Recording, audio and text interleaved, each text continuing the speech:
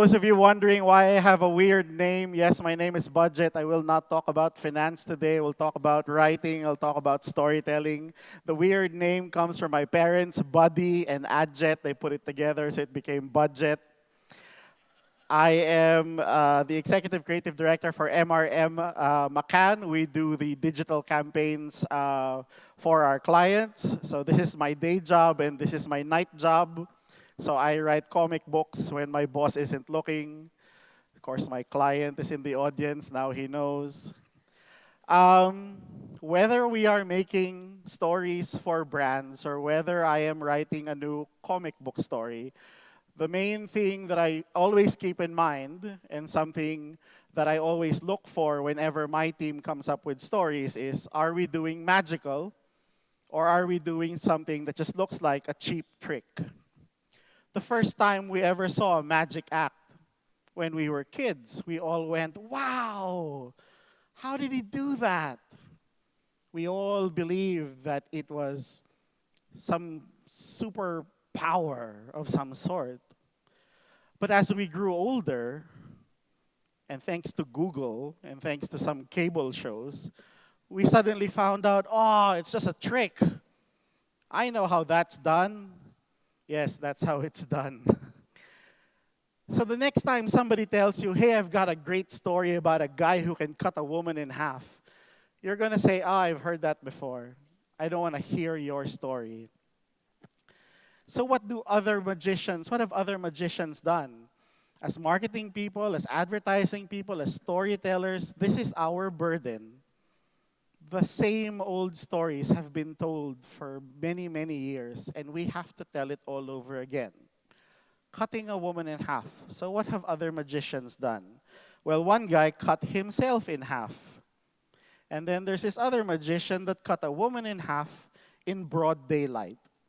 No smoke, no mirrors, no stage. And suddenly, before you could even go, I know how that's done.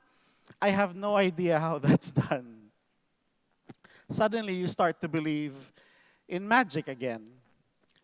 In telling stories, again, we have to tell the same old story, but we have to find a new way to do it. I'll talk about how we can do that later on. But for example, let me tell you, I have an idea for a comic book character and tell me if it's already been done. And in my comic book, it's about a guy who could fly. Does that sound familiar? So you already have Superman, right? What about this guy can fly because he was given a magic word, and when he yells the magic word, he turns into a superhero. What's the magic word? Shazam! Now you're awake. The magic word is Shazam. But it's already been done. So what about a little boy who's given a magic object? He holds a magic object, yells the magic word, and turns into Captain Barbell. Nagawa na. Not a little boy. What about a little girl who finds a magical stone that fell from the sky, and she picks it up and puts it in her mouth? Because that's what you do when things fall from the sky and ends up on the ground. You pick it up and you put it in your mouth. That's what happens in clubs these days. You pick it up and, whoo, I can fly. You and the magic word, of course, is Darna. Darna! It's already been done. So, not a little boy, not a little girl. What about a man who finds a magical stone and swallows the stone and turns into Zaturna? No. For those of you who don't know Jaja Zaturna, it is the story of Ada, the beautician, who swallows the stone and turns into Zaturna. Written and created by Carlo Vergara, it became an award-winning comic book, became an award-winning musical, became an award-winning movie. I found a review for Zaturna in a French film review site. They gave it 5 stars. They thought it was an art film. They couldn't understand it. It was about a guy that turns into a woman, and then frogs attack, and then zombies attack, and they're like aliens who come and invade the earth. It's an art film. The review said, Le bading, le lunok, le bato, le kaboom!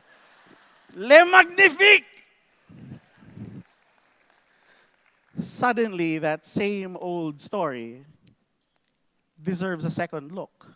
I have an idea for a superhero team, and in my team, there's someone who can run really fast, there's someone who can turn invisible, someone who can fire laser beams out of his hands, someone that can read minds, and someone that can manipulate metal.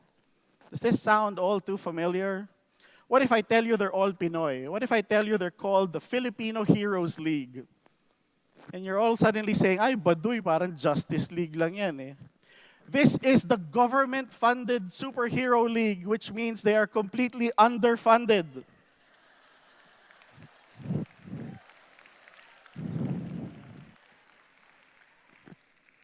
They do not have money for a Batmobile. They do not have money for an Avengers jet.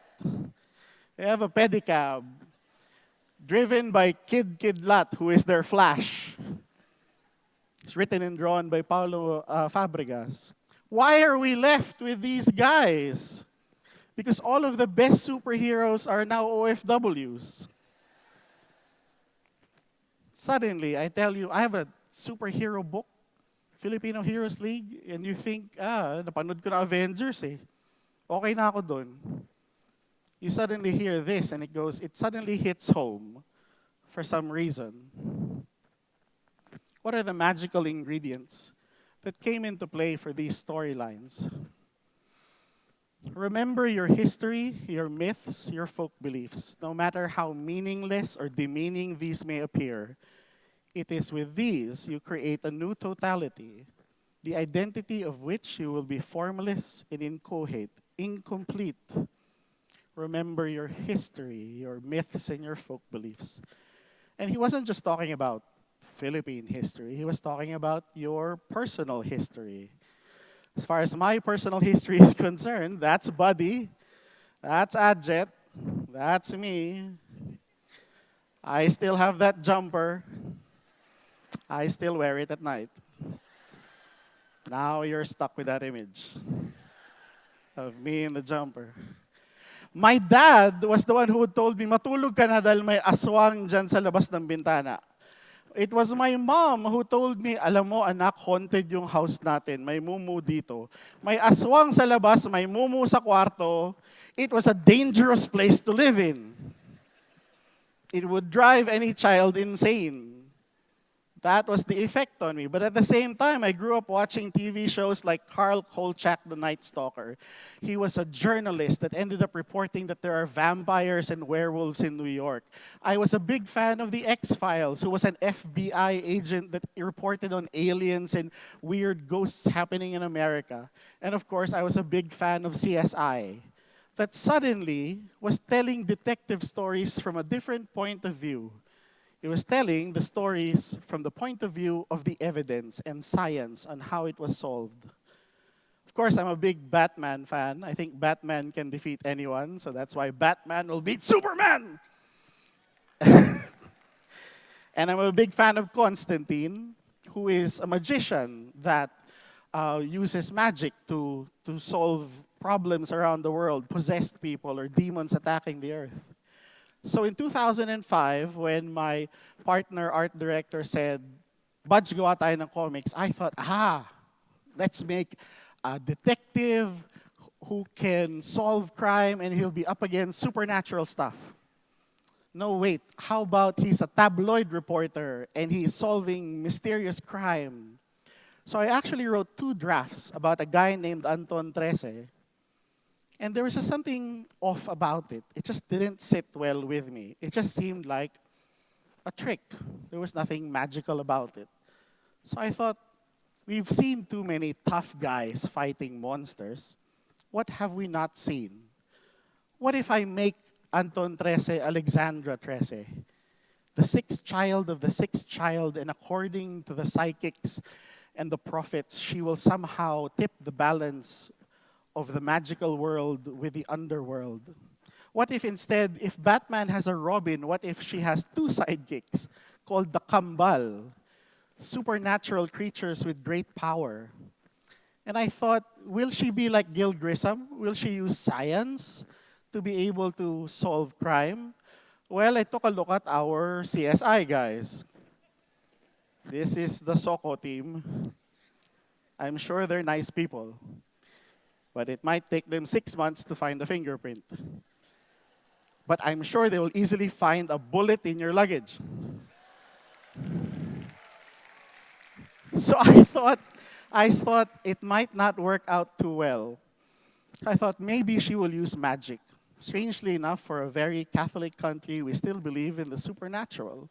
So I thought, when she needs to find out who was the last person that the victim saw, what she will do is she will take out her kris, pluck out the eyeball of the victim, put it on a white handkerchief, stab it, and then when she unravels the white handkerchief, it will reveal the face of the last person that the victim saw. We do not have a lot of CCTVs in this city, so what will Trese do? She will go to Aling Muning, who has a psychic connection with all of the cats in the city, to track down the vehicle of the suspect. We were brought up believing that if there is a mound of dirt on the road, may nuno doon. And that's why you have to say, tabi-tabi po. So I thought, but if they've moved to the city, where is the nuno now? Maybe they're under a manhole. And if you are nice to them, they will tell you information about the underworld. I grew up watching movies like Shake, Rattle, and Roll, and the Manananggal look like this, scary, attacking a house, attacking a nipa hut. I thought if they just had better roofing, they would get rid of the Manananggal. So if the Manananggal is now in the city, what are they doing? Maybe they're now running the city's biggest kidnapping ring. I also grew up watching movies like Chanak. And it is believed that they are the spirits of aborted children. So I thought, and I would read in the newspapers that there are secret abortion clinics in the city. What if the abortion clinic was in a mall? And so many people have already gone to the secret abortion clinic. Would you just find one Chanak, or would you find a horde of Chanak in the mall? I won't tell you which mall. We believe that the tikbalang is found at the crossroads in the province and that it will mislead you and that you'll get lost. And the only way to find your way out of the forest is to take off your clothes and wear them inside out. But supposedly, if you could defeat the tikbalang and pluck out just one hair from its mane, it will follow all of your commands. So where is the tikbalang now in the city? Is it still hanging out at some crossroads? Or is it drag racing somewhere along SLEX? And if you beat it in a race, it will follow your every command. What are the magical ingredients so that the story continues to be told or continues to be spread? Think about all of these characters, and you don't even need to see their faces to quickly identify and name them. If I told you I had an idea for a billionaire by day and a crime fighter by night, who am I describing? I'm describing Batman, but I'm also actually describing the Shadow, the Green Hornet, and the Spider. Probably people you've never heard of. What was it that made Batman sustainable? What made him last so long? It was because whether it was the decisions of the editors or the writers, they kept adapting Batman to the times. So that we've seen so many iterations of Batman depending on what was happening in America during that time. They didn't keep him looking like Adam West. They actually needed to make Batman look like Adam West, or they needed to make him campy. It was because the government was cracking down on comics at the time that they were too violent. So they actually shifted Batman to a funnier, campier Batman. And that's why Batman has survived all these years compared to the Shadow and Green Hornet and the Spider. We used to have a golden age of comics when our stories were read by hundreds and thousands of people, and supposedly out circulated newspapers. But it died. Is it possible to bring back a golden age of storytelling to reach millions of Filipinos? Is it possible, if not in print, can we reach 49 million Filipinos on Facebook? Can we reach 17 million Filipinos on Instagram? And that we stop uploading selfies and start uploading stories and art. These days also, thanks to the internet, comic books and stories are now easily spread on Lazada, on Flipreads, and on Buko. But what kind of stories are we telling? How is it useful for a brand or for marketers and advertisers? A couple of years ago, this was the best-selling manga in Japan and in Korea, The Drops of God, which was about a wine expert, and that he decanted wine in such a way that when you tasted the wine, it would taste like it would suddenly transport you to a field of flowers. Because of this manga, the wine that was featured was suddenly sold out. In Korea, suddenly, on the alcohol market, wine became 70% of the sales versus all other alcohol during this particular time. A couple of years ago, also, one of the best-selling comic books in Japan was the Life of Warren Buffett, the businessman, one of the richest men in America, in the world.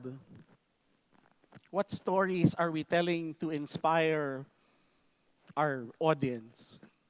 I recently met with some Indonesian comic book artists, and they started this story about a little girl who wants to be an astronaut. And I was surprised to find out, turns out Indonesia has a space program.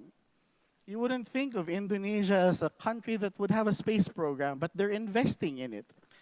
And this is one of the ways they're trying to inspire the younger generation to believe that they can reach the stars. So the question is, what is your story? And how will you tell it? Just three little reminders from me that has worked in our telling of the story, in our telling of our stories. Take something expected and take the opposite direction. It's a tour now. Take all of the ingredients of your life, mix it up, and create something new. Remain relevant to the times, but stay true to the core of your character. I look forward to your stories that will make everyone go, wow, how did he do that? Let's make magic. Thank you very much.